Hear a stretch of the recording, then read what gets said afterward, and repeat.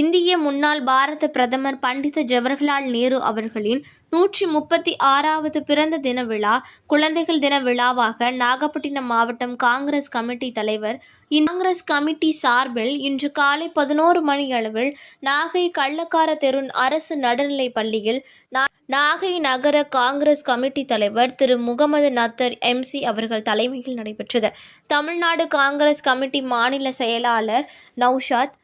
மாவட்ட துணைத் தலைவர் ராமலிங்கம் ஆகியோர் முன்னிலை வகித்தனர். நாகப்பட்டினம் மாவட்ட காங்கிரஸ் கமிட்டி தலைவர் வழக்கறிஞர் அமிர்தராஜா அவர்கள் கட்சி நிர்வாகிகளுடன் நேருஜி படத்திற்கு மாலை அணிவித்து மரியாதை செலுத்தி பள்ளி மாணவ மாணவியர்களுக்கு இனிப்புகள், நோட்டு புத்தகங்கள், எழுதுபொருட்கள் வழங்கி நேரு பெருமானை பற்றி புகழுரையாற்றினார். விழாவில் மாவட்ட துணைத் தலைவர் நாகூர் ரஃபீக், இளைஞர் காங்கிரஸ் மாவட்ட தலைவர் யூசப் மாலிம்,